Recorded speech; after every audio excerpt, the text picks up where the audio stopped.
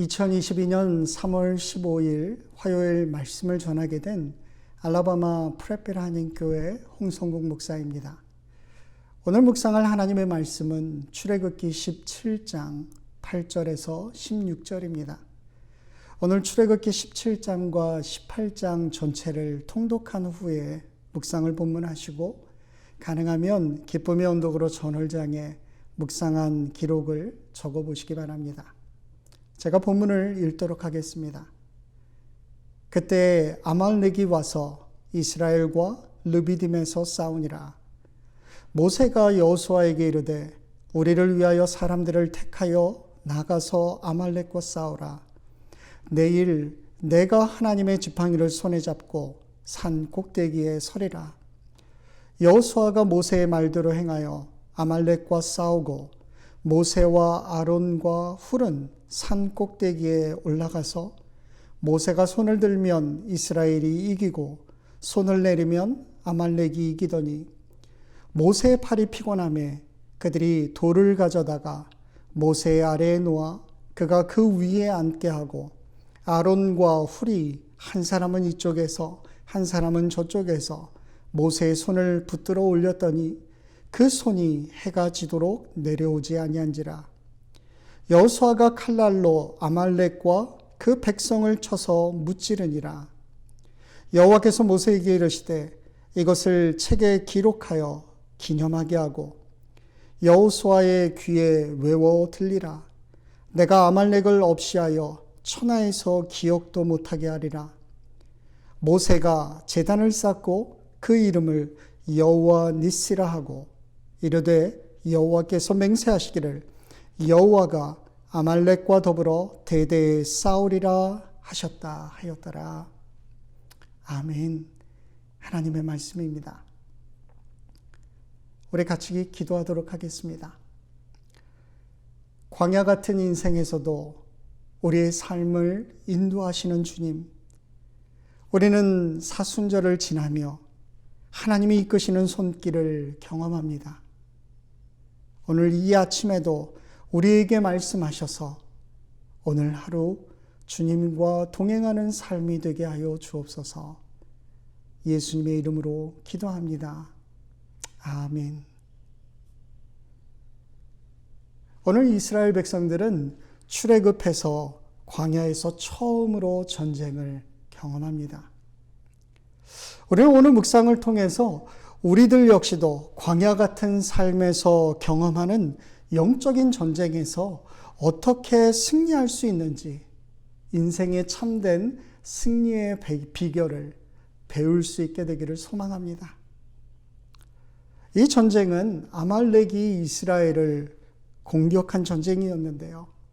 우리가 지난달 창세기 36장에서 묵상했듯이 아말렉은 에서의 후손으로 알려져 있습니다.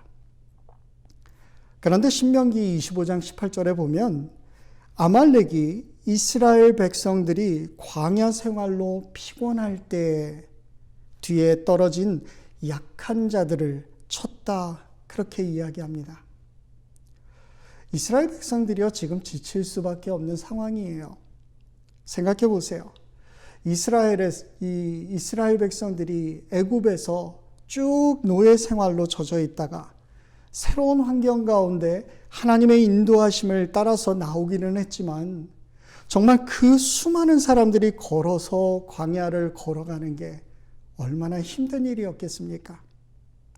게다가 지금 상황은요, 본문 바로 앞에 보면 르비딤에서 이스라엘 백성들이 마실 물이 없어서 하나님께 불평하고 원망했던 그 사건 바로 직후에 일어난 일이었다는 거예요.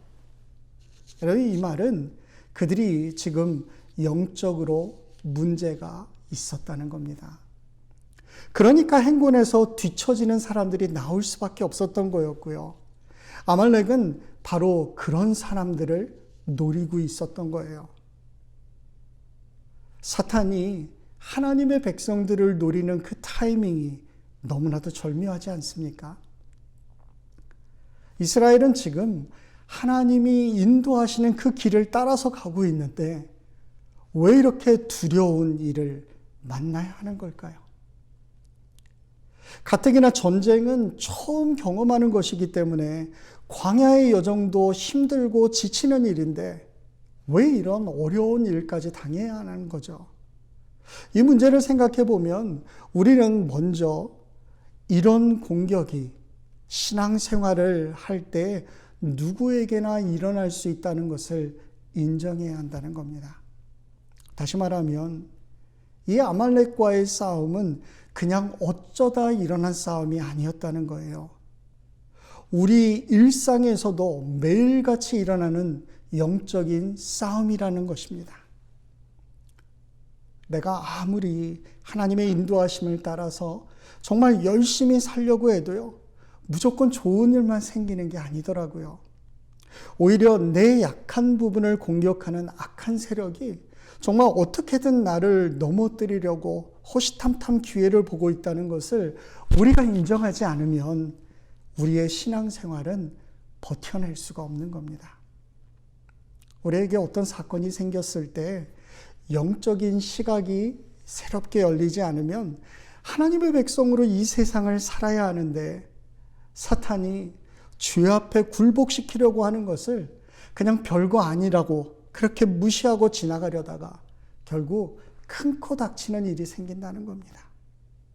싸움의 대상을 알지 못하면 전쟁에 그냥 무방비 상태가 돼서 결국은 지고 말아요. 여러분이 아무리 믿음 생활 잘하려고 해도 이것과 상관없이 사탄은 늘 여러분의 치명적인 약점을 노리고 있다가 집요하게 그곳을 공격하게 해요. 이것은 우리가 하나님의 자녀들이기 때문에 그렇게 생기는 어려움이라는 것입니다. 그러니까 왜 내가 하나님의 인도하심을 따라서 정말 열심히 살려고 하는데 이런 일이 생길까? 그렇게 의심하지 말라는 것입니다. 사실은 이런 일이 있어야지만 내 자신이 신앙생활 잘하고 있다는 게 얼마나 엉터리 착각이었는지 다 드러나게 되는 거예요. 이제 아말렉과의 싸움이 시작됐습니다. 모세의 명령을 받은 여호수아의 지휘 아래 이스라엘 백성들은 전쟁터로 나아갑니다. 그리고 여호수아가 싸우는 동안 모세는 무엇을 했죠? 아론과 훌을 데리고 전투를 볼 수 있는 높은 산 꼭대기에 올라가서 거기서 하나님을 향해 손을 들고 기도하기 시작한 거예요. 돌이켜보면 지금까지는 이스라엘 백성들이 한 일이 아무것도 없었습니다. 그들은 그저 모세의 뒤를 따라가면서 모세가 말했던 것처럼 가만히 서서 하나님이 하시는 것을 잠잠히 보고만 있으면 됐어요. 그런데 이제부터는 직접 나가서 싸워야 하는 겁니다. 그러니 아말렉과의 전쟁이 쉬웠을까요? 무기 한번 제대로 만지지 못했던 이스라엘 백성들이 뭘 어떻게 하겠어요? 그나마 여호수아의 지도력이 훌륭해서인지 하루 종일 밀고 밀리는 그러한 팽팽한 싸움을 보여주고 있는 것 같습니다. 그런데 이 싸움에서 결정적인 승리의 요소가 된 것은 군사력이나 무슨 뛰어난 전략이 아니었습니다. 그것은 모세에 들린 두 팔이었어요. 본문에 우리가 잘 아는 정말 재미있고 신기한 일이 벌어지고 있죠. 11절에 모세가 손을 들면 이스라엘이 이기고 손을 내리면 아말렉이 이기는 거였습니다. 여호수아가 아무리 산 아래에서 잘 싸워도 모세가 손을 내리고 있으면 지는 거예요. 여러분 이게 뭡니까?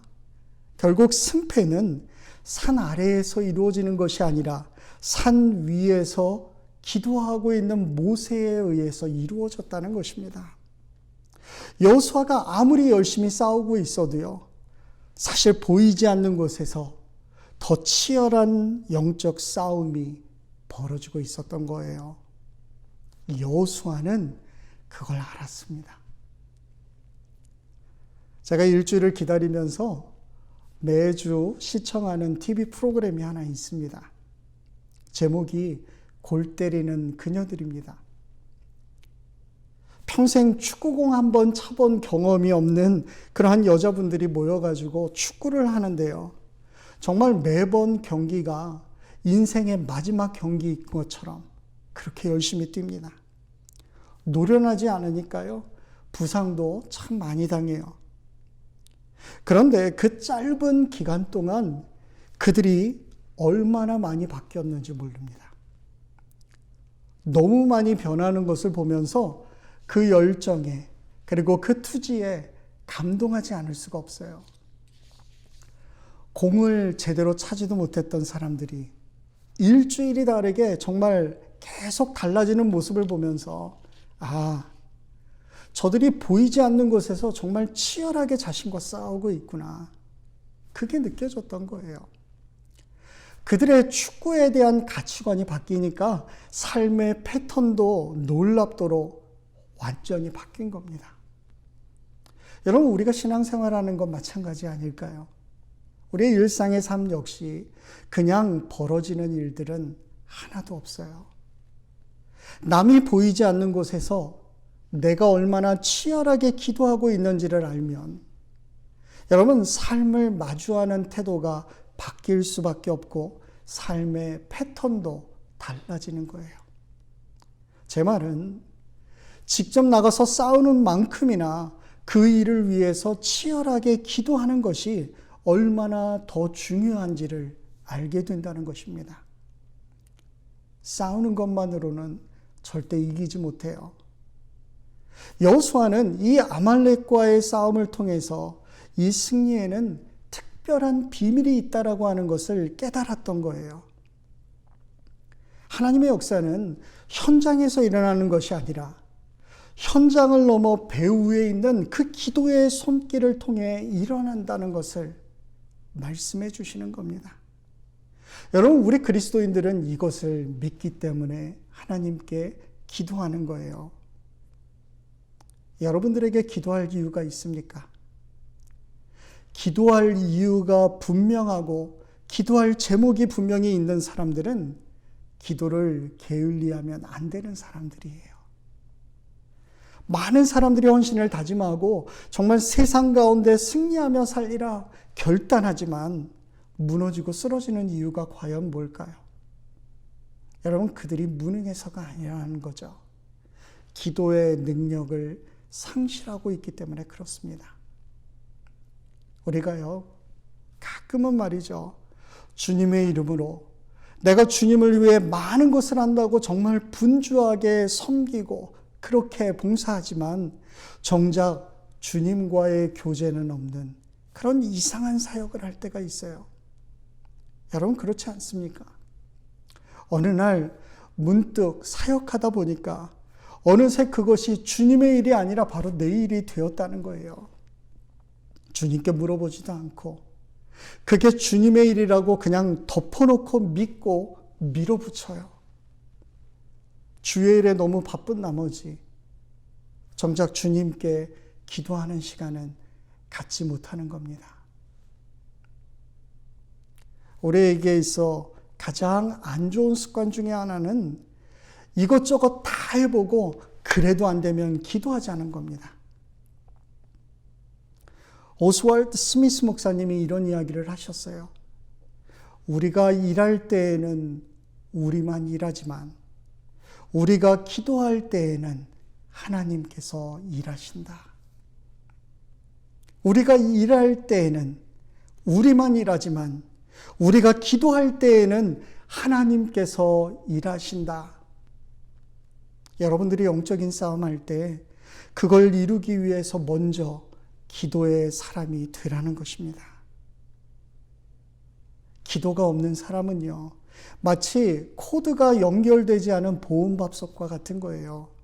아무리 고가의 쿠크 압력밥솥이라도 정말 전원이 공급되지 않으면 아무 쓸모없는 것처럼 기도로 무장되지 않은 사람은 하나님의 능력을 경험할 수 없는 무능한 사람이 될 수밖에 없다는 것입니다. 출애굽기 33장에 가면 이스라엘 백성들이 송아지 우상을 만들고 정말 영적으로 타락한 모습을 보일 때 모세가 회막을 짓고 거기에 가서 하나님께 기도합니다. 그때 그곳에 하나님의 임재가 있음을 본 여호수아가 어떻게 했죠? 모세가 진으로 돌아온 후에도 회막을 떠나지 않고 있어요. 모세의 능력이 기도에서 온다는 것을 알았기 때문에 그는 모세가 없는 그곳에서 기도의 자리에 섰던 겁니다.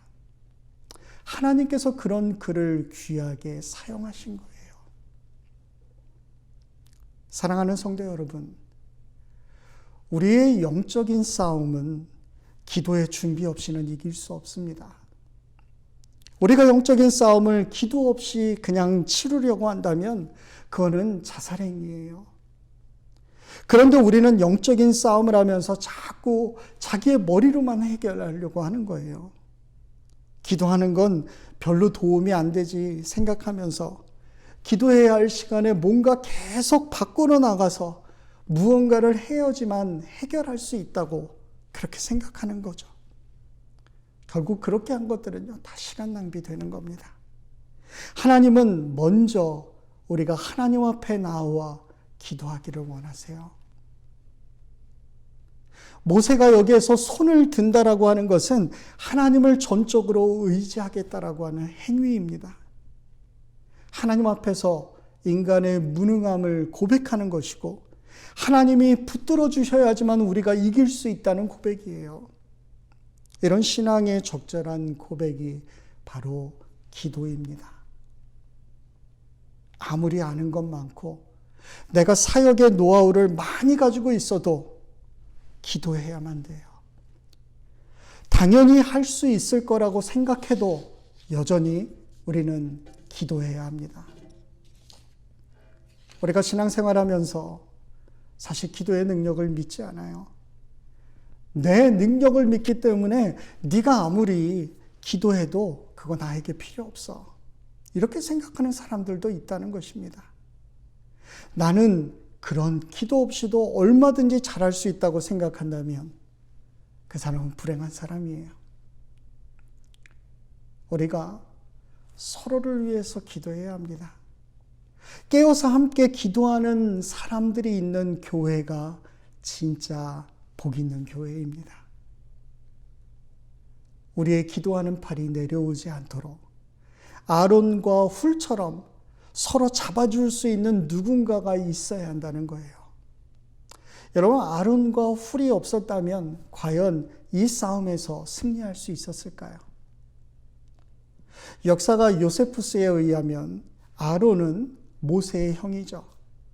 그리고 훌은 모세의 누이 미리암의 남편이었다. 그렇게 기록하고 있습니다.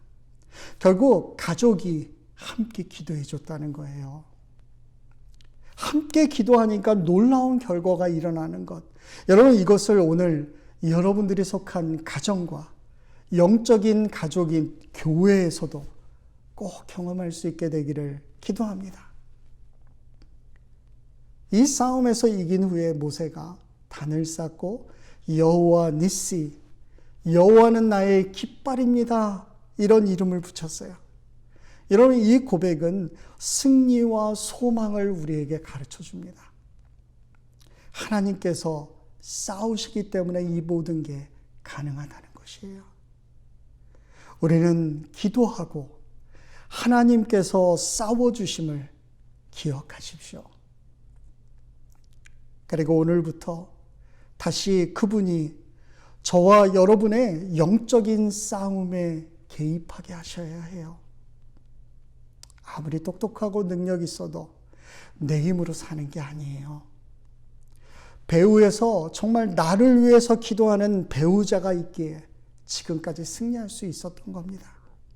배후에서 나를 위해 기도해 주시는 부모님, 그리고 성도님들이 계시기에 세상에서 승리할 수 있었음을 감사할 수 있는 시간 되시기를 바랍니다. 내가 열심히 노력했지만 그 노력을 효과 있게 만드는 진정한 힘은 바로 기도하는 그분들 때문이었음을 깨닫고 이제는 여러분들이 바로 그들을 위해서 기도의 손을 함께 올리실 수 있어야 합니다. 우리의 삶에서 기도를 뺀다면 세상 사람들과 다를 바가 하나도 없어요. 먹을 양식이 있고 마실 물이 있고 정말 편히 잠잘 공간이 있어도 여러분, 공기가 없으면 단 몇 분도 목숨을 지탱할 수 없는 것처럼 그리스도인의 삶을 지탱하는데 공기와 같은 역할을 하는 것이 바로 기도라고 하는 거예요. 빌리 그레엄 목사님이 이런 이야기를 하셨습니다. 아침의 기도는 하나님의 긍휼과 축복의 보물을 여는 열쇠이고, 저녁의 기도는 하나님의 보호와 돌보심을 위해 닫는 자물쇠입니다. 여러분, 그렇습니다. 아말렉과의 싸움은 여전히 끝나지 않았습니다. 우리의 기도의 손을 내리지 맙시다. 무엇보다 사순절은 예수님을 닮아가는 시즌이에요. 늘 기도의 자리를 찾아가셨던 예수님처럼 우리도 그런 삶을 살기를 소망하며 기도하는 시간 정하고 주변에 있는 지체들을 위해서 함께 기도할 수 있는 그런 복된 성도들의 삶이 되기를 주의 이름으로 간절히 기도합니다. 하나님께서 우리의 승리의 깃발이 되실 것입니다. 같이 기도하겠습니다. 이 세상을 살면서 기도의 능력을 제대로 알지 못하고 흔들렸던 우리의 모습을 회개합니다. 오늘 이 아침 말씀을 붙들고 순종하는 마음으로 다시 한번 기도의 손을 들게 하시고 하나님이 하시는 일을 눈으로 보고 간증할 수 있는 복된 하루의 삶이 되게 하여 주옵소서. 우리를 승리케 하시는 예수님의 이름으로 간절히 기도합니다. 아멘.